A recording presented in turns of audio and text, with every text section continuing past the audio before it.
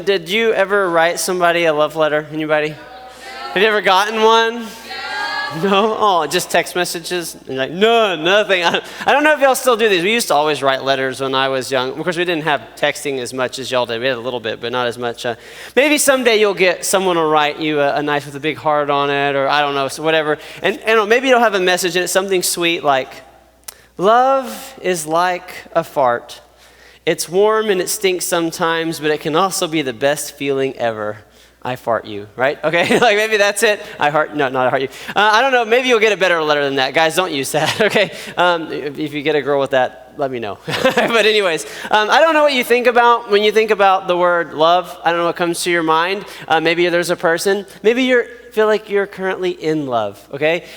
Maybe you've got the awful situation where you're in love and they're not. Okay, I don't know if you've experienced that one. Or even worse, when you're in love but they're in love with your friend, okay? I don't know if you've had that one. I don't know what you think about when you think about the word love. There's all kinds of crazy things that kind of come up there. Maybe your favorite song is about love. I've kind of noticed that most songs are about love. And like most movies are about love. Like when you grew up and you watched Disney movies, you probably did those, right? Why are they all about like a princess finding a prince or something like that? It's like love and we got to fall in love and do this. Even guy movies or like action movies have like relationships in them, right? I mean, Spider-Man has Mary Jane and Superman has Lois Lane, and Iron Man, Pepper or something? Like, I don't even know their names. Okay, but like they all have like a relationship that they're like, it's all that kind of thing. And so you always see that in all these different situations. And there's always something to do with love. And we use love, we said this last time, we use it in a lot of weird ways, okay? So you might be like me and say, I would love to go here tomorrow. Okay? I don't know what you're going to do tomorrow, but I guarantee you that this is better. Would you agree? Yeah. Okay. Would anybody would love to go here? Okay, just a few of you. Okay, and you're like, no, I want to go to school. All right. I would love to go there. You might say, I love chocolate cake. That might be you. Okay, some of you would agree with that. You might say, I love action movies. This is me. I don't even know what movie that is, but something's blowing up. It's probably cool. Okay? I love goldfish. Okay? I love them. They're really delicious. I've been known to eat an entire box. Just sit down and just eat until they're gone, okay? Especially with a little Dr. Pepper, okay? Just saying. I love my kids. Aren't they cute? Okay, now here's something important for me to point out. I love goldfish, but I love them different than I love my kids, okay? Which seems kind of obvious. In fact, we use love to describe so many different things. Like, obviously, the way you love, like, your favorite food and the way you love your family are different. But even the way you love people is different, right? Like, okay, you might feel like you're in love with someone. You probably wouldn't say you're in love with your siblings, okay? Yeah, that would be weird, okay? You wouldn't say you're in love with, certain people, but you love them, but you're not in love with them. You'll see how there's different loves, and we use them all the time. We have all kinds of different ways that we express or talk about love, and some people you would say you love them, and there's other people you love. Yeah, you know what I mean? It's like, you got to put two. Anyways, and so you got the different, it like that. And then, we said this last time. If you weren't here last time, I'll just kind of catch you up. Most of the time when people talk about love, they use love like it's a noun. That love is a noun, and it is, okay? And this is why we say things like, I fell in love. Okay, you can fall into a noun. Okay, a swimming pool is a noun, and you can fall into a swimming pool. And that's how some of you think about love. It's something you fall into. And maybe you've heard someone say, well, I used to be in love and I fell out of love, right? You can step on a noun. I stepped on a piece of gum the other day and it made a mess all over my shoe. And that's what some of you are experiencing with love. You stepped in love and it just made a mess out of your whole life, okay? And I understand that. Sometimes you can walk into a noun. Okay, I was walking through the mall with my friends one time. We were just talking, okay, hanging out. And I was looking back, talking and not paying attention. And there was a pole. And I just literally just went dink right into that pole. And some of you, that's your experience with love. You walked into it and it hurt and you didn't want to have anything to do with it for a while, okay? I understand that. Maybe, have you ever been to a swimming party and you got pushed in the swimming pool and you weren't ready? Okay, hopefully your phone wasn't in your hand, okay? And you've been pushed in. Some of you got pushed into love. That's an actual thing. Like, so your friends are like, you got to say yes, or you got to ask her, you got it. And you're like, okay, whatever. And you ended up, and I guarantee you that didn't work out good, right? And maybe you got pushed into love. And here's the thing, though. A lot of times we talk about love like it's a noun. And love is a noun. Okay, I'm not saying that it's not. In fact, even in the Bible, love is a noun a lot of the time. There is an entire book of the Bible written about falling in love, okay? There are many chapters in the Bible that talk about relationships and being and that kind of love feeling. In fact, I actually think that God created those feelings that you have when that, one person walks in, Some of you got really excited this year. You walked in that one class and in they came, right? And you're like, sheesh, okay? And they're like really good looking. And you're like, oh, thank you, Lord. And you fell in love in that moment. Okay, love is a noun, and I actually think God created that kind of stuff in you, okay? And but love is not just a noun. Because if it was, that would make some things that Jesus said very confusing. Okay, like he said this. He said, love your neighbor. Okay, if love is just falling in love, that's weird because you're sitting next to somebody, and we frequently say, turn to your neighbor. So I have a question. Are you in love with the person you're sitting next to? Some of you are like, some of you can be like, hey. Okay, I don't know who you're sitting next to. Some people are looking straight forward right now, like, don't look at them, okay? But love your neighbor, that would be weird because obviously he's not talking about falling. Or what about this? Love your enemies? Obviously, you're not supposed to fall in love with your enemies. That's just strange, okay? And not even have good, gushy feelings towards your enemies. But it is something that we're supposed to do. So it's not just that kind of a thing that we use it so much of the time. And the verse we read last week, it's something from Jesus to Christians. So if you're a Christian, this is a very important verse for you because it's Jesus talking. He says, my command is this. So like if he's your Lord, like commander, I guess you could even say, okay? He's your Lord, then this is something you ought to listen to. And it says, love each other as I have loved you. And here's what we pointed out about this statement last week, okay? And so you're almost completely caught up to last week. And that is this, that love each other, in this sentence, when he tells us to love is a verb, right? And there is a noun kind of love, but love is a verb. And it is something that you can choose to do. It's something that you can learn to do. It's something that you can get better at. It's something that you can do when you don't feel it. Here's a cool thing, by the way. If you learn to make love a verb and use love like it's a verb, when you don't feel it, a lot of times relationships that are messed up, like if your relationship with your family's messed up and you start using love like it's a verb, it's amazing how the noun love can come back and how you can begin to have the other kind of love as well. But love is a verb. It's something that you could do. Now, the reason we're talking about this, well, one is because it's something that's important to Jesus, but also for your life, love is so important. Every relationship you have will be better if you learn to make love a verb. If you learn to live love like it's a verb. Every relationship that you have, your friendships will be better. You will have better, long-lasting friendships and with a lot less drama, okay? If you learn to love and have love be a verb. You will have better relationships with your family if you learn to do this. You'll have a better relationship with your coach, with your teacher, with a boss, all of this. If you can just learn to live love like it's a verb. And it's something that we can all learn to do. Every relationship you have will be impacted if this is something that you can figure out. And I know that all of you want to have good friendships and good relationships. And someday, maybe you're going to date somebody. And maybe you'll someday get married. And you know what? That relationship will be so much better if you learn now to love like a verb. And not just expect to fall in love. Yes, I hope you fall in love. But right along with that, you need to know how to do this. So what we want to do is to learn how to make it not just a noun, okay? Because if it's a noun, this is what happens. This is a noun, okay? And a lot of people treat love like this. I have love for them. And they start, and they love them, and they use that love, and guess what happens? Eventually, they run out of love. And some of you have had a family member have this say something like this, like, well, we used to love each other. We just ran out. We just don't anymore. And what happened was love was just a noun. And it's meant to be more than that. It's not something that I run out of. It's something that I choose to do. So I want to teach you. I want us to learn how to do that. And tonight what we're going to do is look at a simple part of love that will help you be good at loving, to help you learn, help you to get better at it. This is a key thing of love. And so last week we read all of the love 1 Corinthians 13. I don't remember, there was like a whole lot of definition of love. This time we're going to look at about this much of it, okay? It's 1 Corinthians 13. We're going to look at the very beginning of what he says about love in verse 4. And he just simply says, love is patient. Love is kind. Now we're going to focus on the second part, but let me just talk about this first, because it's something really important that you need to notice. It says love is patient, right? This implies something. This implies that people will be annoying. Did you know that? Look at the person next to you and say, don't be annoying.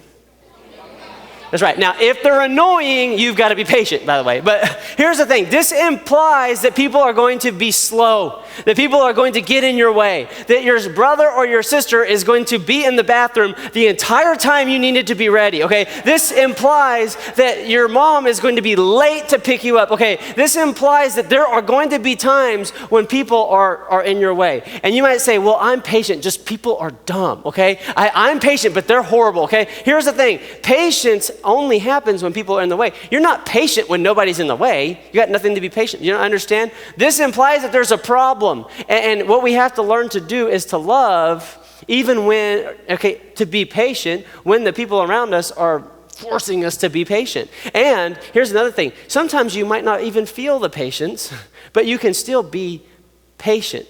Now, has anybody ever said to you, I am just running out of patience? Have you ever heard that? You're like, yeah, my mom says it all the time. Okay, now let's not judge your mom. Let me ask you, have you ever thought, I am just running out of patience for this person? And this is why we do that, okay? Because here's patience. And this is what we do. Oh, they're being so late and they're making me do this thing. And eventually, guess what happens to us?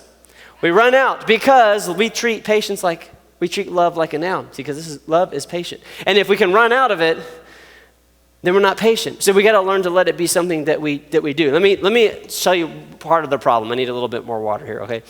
Have you ever noticed that the people that you struggle the most with is your family? Anybody else notice this? The people who live in your house? Here's why. Because on Saturday, they were 10 minutes late.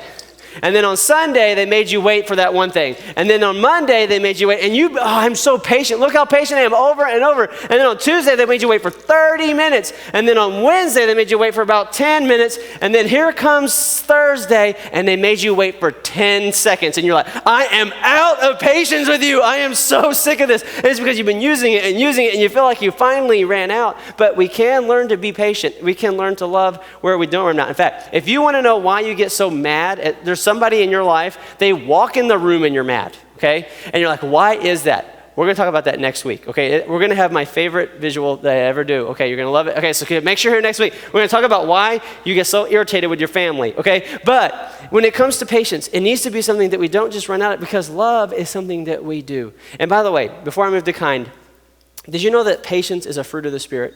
If you know what that is, a fruit of the Spirit, that is something that the Spirit, the Holy Spirit of God will produce inside of you. And so if you struggle with this, here's one of the great things you can do. You can ask the Holy Spirit to begin to teach you and help you to be patient. When you're feeling really irritated because you're in the left lane and they're driving slow in the left lane, you drivers know what I'm talking about, then this is what you do. Holy Spirit, teach me patience, okay? When you're waiting on your sister or your brother for whatever the thing is, I'm sure they make you wait all the time. You just go, Holy Spirit, teach me patience, and let him begin to help you grow in that, because you can. And then what you'll be is more loving, because love is patient. But here's the thing. Love is kind. And I want to talk about that because I think that kindness is one of the biggest aspects of what love is. Like let's put it this way. If you are not kind, no one's going to think you're loving, okay? Like you've never been like, that person is so mean. They're so loving. Like that just doesn't connect. And so we need to understand that love and kindness really come together. And so we need to think about what kindness is. What does it mean to be kind? I mean, it's not just you don't punch people, okay? It's like, yeah, you hadn't hit anybody today, okay? It's not just you're not mean or not a jerk. There's something more to kindness than that. So if we want to live love as kind, we need to know, what is kindness? And so maybe one way you can think about it is kind of getting some like definitions or some other words to help you. So some people that help. So let me just give you that. Here's some ideas of what kindness is. It's to be considerate. Now, you know the word considerate. Think about the first part, consider. This means you consider what somebody else's needs are. You consider what they're going through. You consider, and then consider it. You do something about it. You consider what they need, and then you act on it. Kindness is to be helpful. To be helpful. In other words, like you help somebody, okay? That's kindness.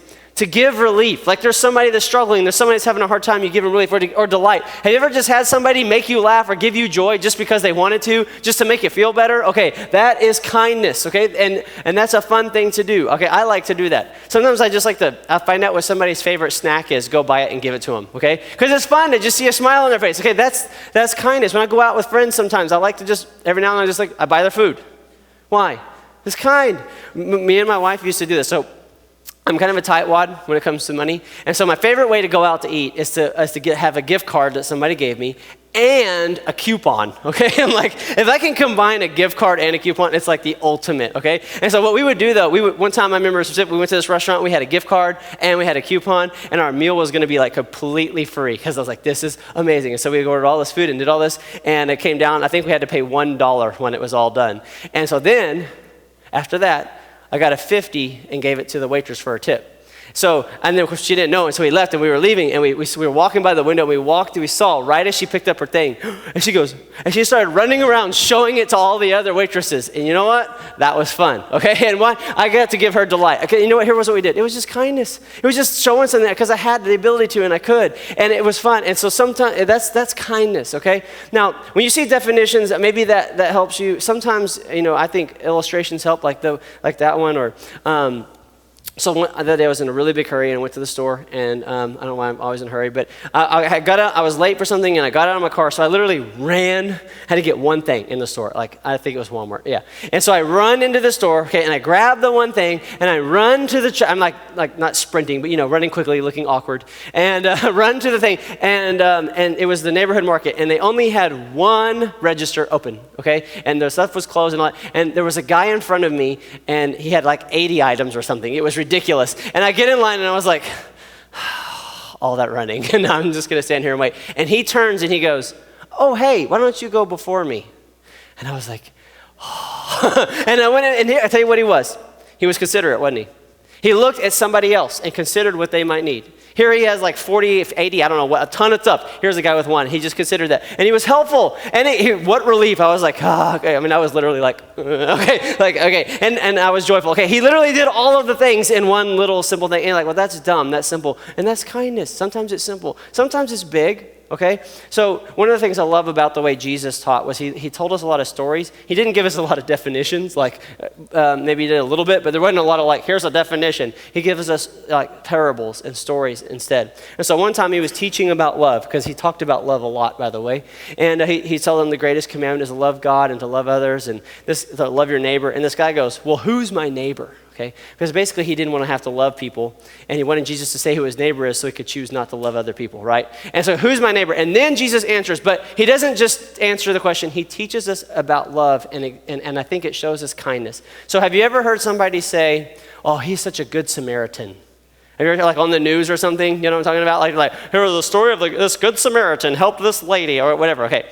This is where that phrase came from. In fact, it's a common thing people say in our culture, is like a good Samaritan. So here is where that came from. It's from a parable that Jesus told. And I'm going to read it pretty quickly. It says, in reply, so the guy goes, who's my neighbor? And he says this, a man was going from Jerusalem to Jericho when he fell into the hands of robbers. They stripped him of his clothes, beat him, and went away, leaving him half dead. So you get the image? Okay, this is not a good place to be, right? Would you agree? Say yes. Yes, okay, 2 of you understand that it's not good to be naked and beaten on the side of the road. Okay, yeah, that's not a good place to be. Okay, they stripped his clothes, they beat him, and he's about to die. Okay, that's not what you want to do. But then this happens. A priest happened to be going down the same road. Okay, now this is good news, right? I mean, like a preacher. Think like a pastor. Oh, this is great. Okay, he's hurt, but here comes a pastor. It's going to get better. When he saw the man, he passed by on the other side. So he sees him, he passes by. He goes on, he says, so too a Levite went when he came to that place. So here comes a Levite. Okay, this is a good person, okay? And I would venture to say that both of these guys, if you would ask them, are you loving, would have said, oh yes, I'm very loving. I love people. I saw that guy. I felt so bad for him. I was just so thankful it wasn't me. But I just felt so bad for him. I wish, okay. But then this happens. And saw him, passed him by on the other side. Same thing. They seized and he passed. And then he goes on, and this is why they call it a good Samaritan, because a Samaritan, as he traveled, came where the man was, and when he saw him, he had compassion. You see a difference? Now we know he had compassion because of what happens next. It's not like he just went, oh, because the Levite might have gone, oh, but nothing happened. Then I'm going to read this quick because he did a lot. He said, he went to him, bandaged his wounds, pouring on oil and wine. Then he put the man on his own donkey, took him to an inn, and took care of him. The next day he took out 2 silver coins and gave them to an innkeeper. Look after him, he said, and when I return, I will reimburse you for any extra expense you have. Okay, he went all out with this guy. Can you see that? Okay, and then he says, which of these 3 do you think was a neighbor to the man who fell into the hands of robbers? Okay, which of the 3 was it? The third one, right, the Samaritan is a pretty easy answer. The expert in the law replied, the one who had compassion on him. And Jesus said, go and do likewise. Now, this is just an example Jesus gave of what love looks like and what kindness looks like. Now, I hesitated to use it because of this. I have never been driving down the road and looked over and there was a naked man beaten half to death, okay? Thank goodness, okay? I don't even want to ever see that. I hope that never happens, okay? And here's the thing. If you're driving down the road and you see that, you should probably just call 911, okay? Like, you probably shouldn't be like, I have 2 silver coins. Like, I don't think you should. And here's why I hesitate to use this, because most of you will never see something like this. And if you keep waiting for something this extreme to happen to show kindness, you will miss the everyday opportunities that you have to show kindness. That it's not just something we do that's this grand thing, that it's an everyday thing. Yes, if the grand thing comes, I hope that you step up. Okay? And I have been driving down the road. One time I saw like a kid standing on the side of the road crying, okay? And so, I pulled over and sat with him and talked and tried to figure out what was going on, okay? Maybe you'll see someone on the side of the road and you'll get to do something. I understand that. But every single day you have opportunities to show kindness. Kindness is maybe helping a person who's stranded, yes. But kindness is also helping your mom when she's doing the dishes. Kindness is helping a friend who forgot their lunch and you gave them half of your lunch. Kindness is helping somebody carry something that was having a little hard time. Kindness is just going out of your way to help people. And here's what he basically said in this story. Kindness is when you see a need and you fill it. See, the first 2 guys, they saw a need and they just kept going. But when we have kindness and we see a need, we try to do something about it. We do what we can. And yeah, maybe I can't fix every single homeless person's problems, but I see problems and I see things in your home. There are opportunities, I guarantee you, every single day for you to show kindness to your family if you'll look for them. There are needs that you can see, that you can fill. There is kindness that you can do in this room. Because on a regular basis, we have people that come in here, they're brand new, they don't know anybody, they feel awkward, their mom made them come, whatever. And they walk in and kindness says, hey, why don't you come sit next to me? That's kindness. Kindness is going out of your way because there's somebody that has a need and you fill it. And here's the thing about kindness, okay? Sometimes kindness will cost you. Okay? If your mom's doing the dishes and you say, hey, Mom, I want to help you, and it'll cost you 1 minute of your life, okay? And by the way, it would show your mom some really love, okay? Sometimes it'll cost you way more than that. Sometimes it costs the guy in that story a whole day and some money. And sometimes it might cost you an hour. Sometimes it might cost you some money to show some kindness to somebody. Sometimes it'll cost you. Sometimes let's say kindness, sometimes being helpful, that's kindness, right? Sometimes being helpful will cost you. But here's the point. Be helpful anyways. Yeah, okay, helping this person is going to cost me. Okay, be helpful anyways. Sometimes being considerate will cost you. Sometimes considering the needs of another person will cost you, but be considerate anyways. Sometimes giving joy to somebody will cost you. It cost me $50, but I wouldn't take that back, okay? I mean, it will cost you sometimes, but you know what? Give people joy anyways. Just go out of your way to be kind anyway. Sometimes kindness will cost you, but be kind anyways because you're kind. That's who you're called to be. And you know what? Sometimes kindness is free. And we certainly need to take those opportunities. So what I want to end with is I want to help you. I want to give you some free kindness to practice. Because I think you can practice love and you can get better at love. And if you begin to practice, you might get good at loving, okay? And then you can be great at loving, okay? You will be an expert at loving, okay? And so a professional, okay? And so I want to teach you, to get you some practice. So I'm going to give you something simple. So if you think about love as this grand thing, okay? Then there's kindness, which is a part of love. I'm going to give you a little tiny part of kindness, okay? We're going to bring it way down to there, okay? And here's this simple thing. This is something that Paul taught about it. He said, therefore, encourage one another and build each other up. Encourage. Now, you know how to encourage. Look at the person next to you and say, your hair looks so nice. See, you encourage somebody. Now, here's the thing. Encouraging doesn't cost you anything, and I tell you something, though, everybody needs encouraging. Everybody needs encouraging. There are times when people feel discouraged and they just need somebody to say something kind to them. You can begin to just say, if you tell a teacher when you're leaving the classroom, hey, thank you, I really understood that today. That really helped me. There's a teacher that will begin to like you, by the way. I'm not going to be a brown noser. Okay, whatever. You're doing it because you're kind and because you begin to encourage people. You tell people good things about themselves and you encourage them about that. You tell your mom, thank you for dinner. And you're like, she made ramen, okay, but she still made it, all right? Like you say thank you, you encourage people for what they did. And this is something, it literally costs you nothing, and it's a way to show kindness to people just by intentionally encouraging people and building them up. So here's the challenge, okay? Here's how to practice, okay? Do you want to learn? You want to learn how to be loving and do better? Okay, so this is going to be the challenge. I got a challenge for you. It's a 7-day challenge. So it only lasts till next Wednesday, and then the challenge is over. That if you do it, you'll be better at loving, okay? So here it is. For 7 days, all you have to do, I want you to encourage every person that lives in your household for 7 days. I'm seeing some people looking at me like, no, okay, you want me to love my family? Like, come on, like, are you serious? Do you know my family? Okay, I understand maybe your family's a mess. Then do you know what your family needs? It needs somebody to step up and be a Christian and show kindness in your home. It's amazing when we want to think, well, I can love these people. Listen, if you can't learn to love your family, you're going to have problems your entire life with family. But if you can learn to love your family, and it starts with something so simple. Hey, Mom, thank you for taking me to school today.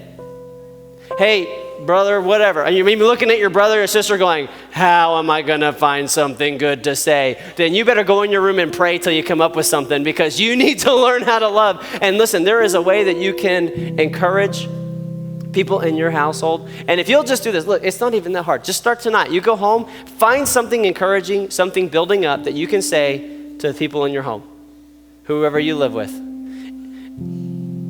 And you'll begin to learn and begin to practice this. Listen, I already do this. I'm going to keep doing it, but I say encouraging things to everyone in my household every day. Okay, I tell my kids I love them. I tell them that they're doing a great job. I tell them my daughter that she's pretty, and I talk to them. I encourage them all the time because that's kind. And I want them to know, oh, here comes somebody that's going to speak something good to me. Now, do you have anybody in your life like that? That when they walk up to you, you're going to feel better? I hope that you do. Why don't you be that? Why don't you be that?